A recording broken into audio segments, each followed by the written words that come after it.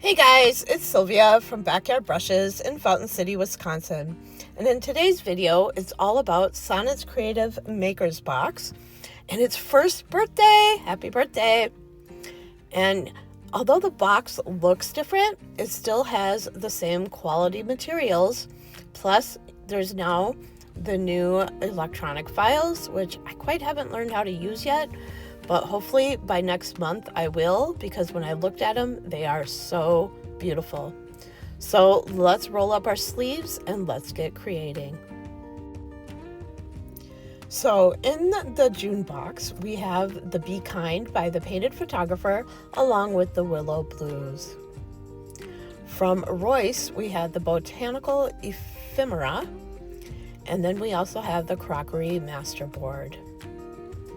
For our DIY paint colors, there's Blue Iris and Liquid Sunshine.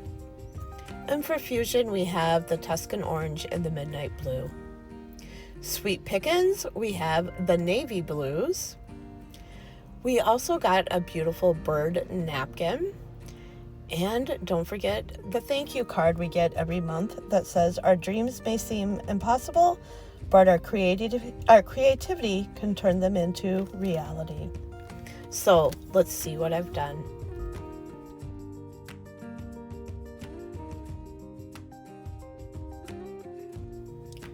For project 1, I'm using the front of a drawer. I picked it up at our local restore for only 50 cents. And if you've been following my 40/40 challenge, this piece is part of the 40/40 challenge. And I just squirted it in the holes where the drawer handle was, this wood filler, and I used the back of my paintbrush to smash it in to make sure it was completely full. And then I'm just going to take my fingers and rub over those holes to make sure all of the wood filler's in. Then I'm just going to let it dry, and I let it dry overnight, but I don't think you really had to let it dry that long.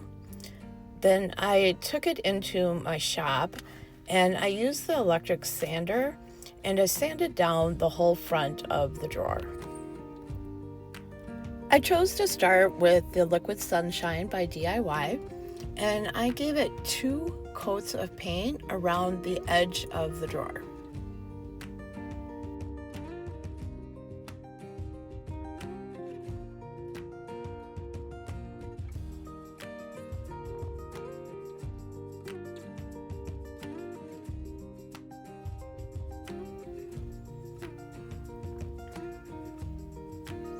Using petroleum jelly, aka Vaseline, I used a smaller brush and I just randomly ran around the edges where I do not want paint to stick for when I add a second layer of paint.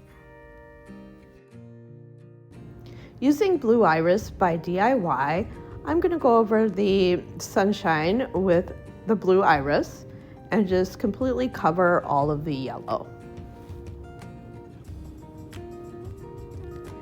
It only took 1 coat of the blue paint when covering up the yellow.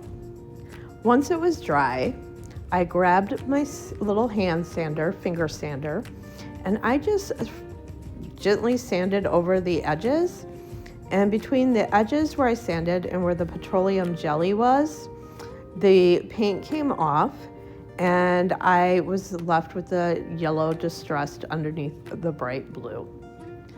I then grabbed some white linen by Rust-Oleum chalk paint and I just covered the background of the drawer where I'm going to lay the papers. Using the Painted Photographer's Willow Blues rice paper, I positioned the paper over the drawer where I would want to center the flowers, and it's larger than the drawer. So I just wanted to make sure I had the portion of the flowers over the drawer that I liked. And then once I got my flowers positioned, or my rice paper positioned,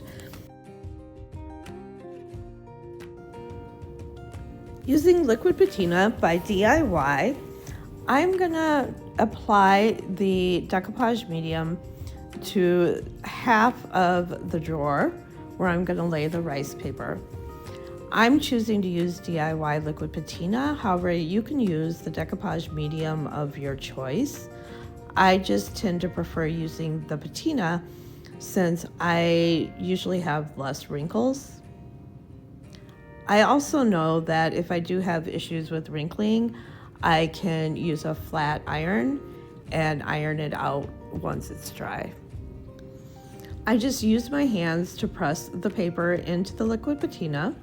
I lift up the second half of the paper and I apply the remaining coverage of the liquid patina. Then using my hands, again, I just press the paper onto the wood, the front of the drawer.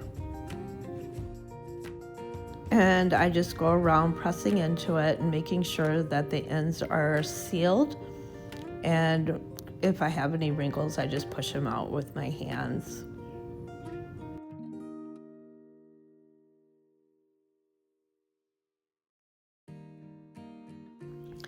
Using my hand sander, I just gently go down the edges of the board and I make sure to go in an up and down motion, and it easily pulls the paper or splits the paper apart, where I can just gently remove it from the excess paper from the front of the drawer.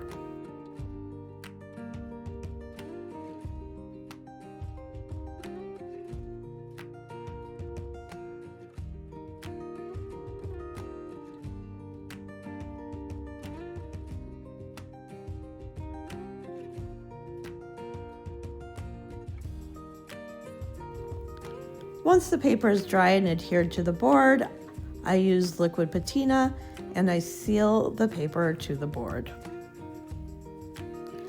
DIY paint also needs to be sealed, so I chose DIY dark wax and I just stifled it all around the edge of the board, used a paper towel to remove all the excess wax. And to finish off the project, I painted the back, waxed the back, and added a D-ring so the project could be hung.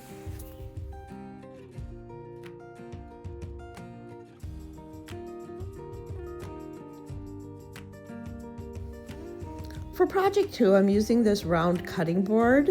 We recently cleaned out my parents' home and I found a stack of these, and the crockery papers reminded me of my father.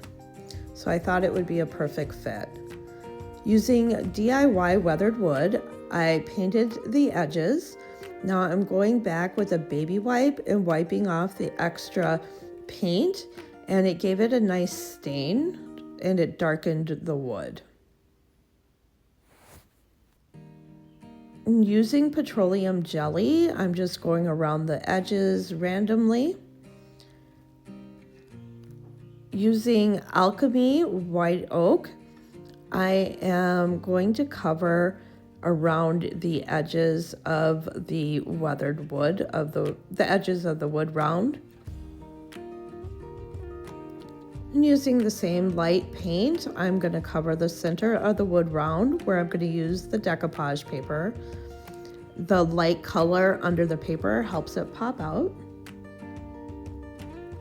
Using Midnight Blue by Fusion Mineral Paint, I'm going to go around the edges of the cheese board or the cutting board. I'm not sure if it's a cheese board or a cutting board. And I also made sure to paint the back of my board.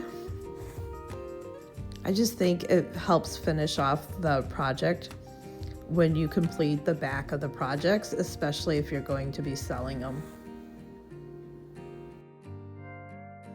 I've gotten a little bit of the blue smeared in, and so I just used some white linen by Rust-Oleum chalk paint and just cleaned up the center of my board. I chose the crockery and I liked that blue on that smaller crock, and I positioned it over the center where I wanted to adhere the decoupage paper. Just used my scissors to cut out the piece of the decoupage paper I was going to use. I laid it back down, make sure it fit okay. And what I didn't catch on tape was I did miss the paper. It does help loosen the fibers and decrease the chance of wrinkling. So I lifted up a portion, half of the portion of the paper, and using the DIY liquid patina, I'm going to follow the same process. I'm going to apply the liquid patina under half of the rice paper, and then I'm going to use my hands and just lay it down gently. And I go a little bit slower with the decoupage paper. You can move it a little bit once you have that liquid patina on, but since it's a thinner paper, it's not as easy to move as the rice paper. So I just use my hands and I press it out.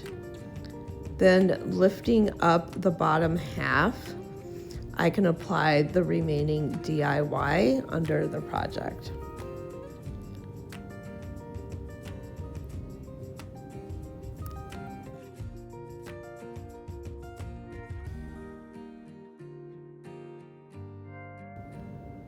And I do have a tendency to go back and to make sure that my edges are covered really well.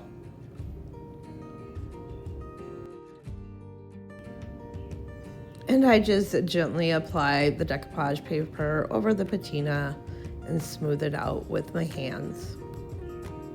And even though I had a crease in the decoupage paper, once it dried, you didn't even know the crease was there, and I did not have to use the iron method at all for wrinkles. Using the finger sander, I just go gently around the edges in a downward motion, and it releases or splits the paper, and I'm able to remove it from around the crock, or the picture of the crock around the wood.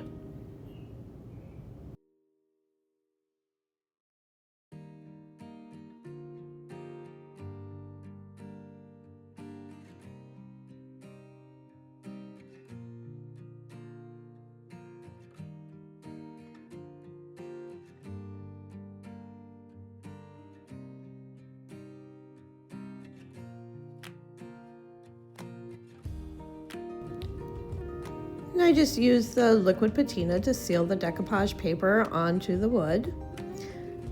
Fusion mineral paint does not need to be sealed. However, since I did distress it and I have the alchemy underneath with the petroleum jelly, I did choose the Sweet Pickens oil wax, which I rubbed on the plaque, and I did the back also and added a D-ring.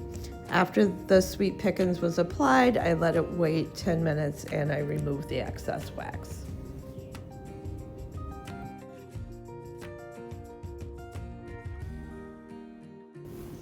And project 3 has got to be one of my favorites. I had picked up this wood planer at the restore and I only paid $2 for it. So it too is part of my 40-40 challenge.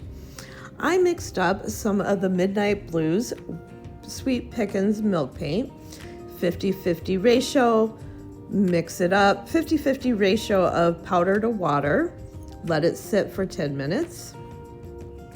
I then applied the weathered wood while my milk paint is sitting and painted the planer on the back.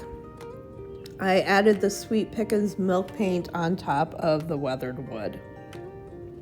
Then I used the heat gun in hopes to get some of that crackling. You never know what kind of effects you're going to get with the milk paint. I gave it a second layer and shot it with the heat gun again, and I did get some crackling and some peeling, and I had that nice weathered wood look underneath. Now the handle didn't peel or crack that much, so I did spray it or mist it with some water and went back with the heat gun, and I did get a little more crackling on top of the handle. Using the finger sander, I just ran around the edges, and it gave it a nice distressed used look. Previously, I had sanded the front of this planer, and using the Rust-Oleum white chalk paint, I'm just giving it a good coverage where I'm going to lay my decoupage paper. I cut out the portion of the decoupage paper from Royce's Botanical Ephemera, I don't know how to say that word's paper. And I just kind of figure out where I want to place my paper. I misted the bottle before laying it down with the patina, grabbed that liquid patina and applied it straight onto the plane. So whenever you're at the restore or you see these wood tools, do not hesitate to pick them up because it's really nice the way the handle acts as a backing, and it can be a nice little home decor.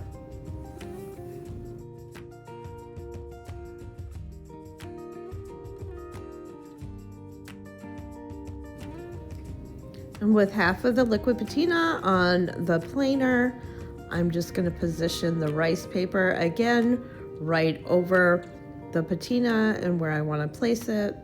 And I'm going to use my hands to smooth out the paper over the patina and kind of push it in and push out those wrinkles if I have any.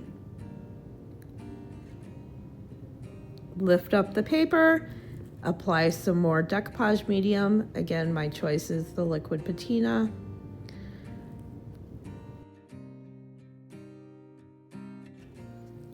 Lift the paper down, use my hand to spread it out.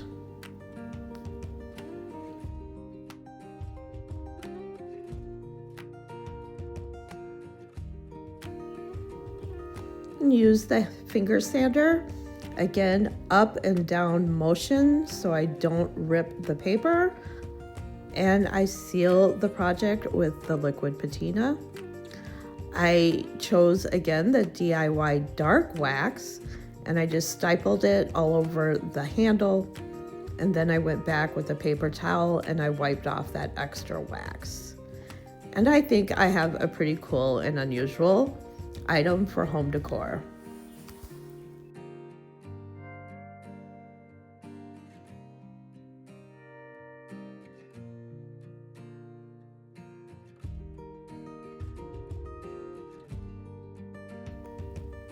So following along with the tools, I had picked up this little cement edger with a wooden handle. And I'm like, this would make a really cool piece of home decor also. So using the leftover Midnight Blues milk paint, I just covered the handle with 2 coats of milk paint. And don't forget the edges.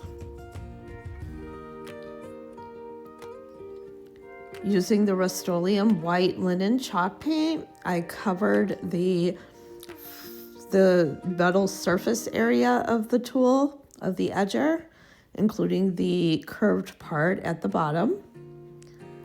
I had cut out a portion of Royce's Botanical Ephemera papers with a nice little bird with the blue that's going to match that Midnight Blues milk paint so perfectly. I sanded the handle of the planer,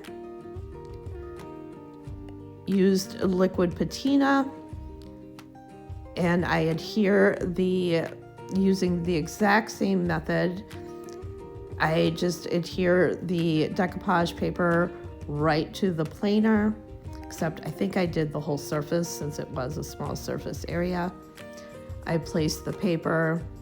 I use my hands to press it down and into the curves and the grooves, and I do try to go over the edges. What I did not catch on camera is I used a lighter. I trimmed the edges of the paper, and then I went around it and I burned it with a lighter and burned off the remaining paper. However, unfortunately, I didn't catch it on film, so I apologize. I chose, again, the liquid patina to seal the decoupage paper.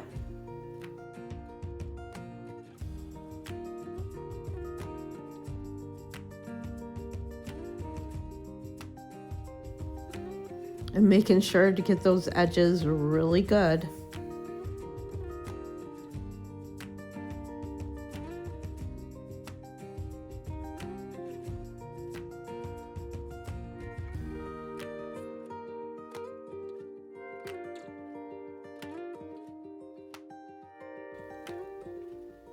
And I just love the way it turned out and with that handle. So I will definitely be looking for more of these little cement edgers when I'm out thrifting. I also sealed the handle with Big Top. And I just loved how this turned out also for a small little shelf sitter.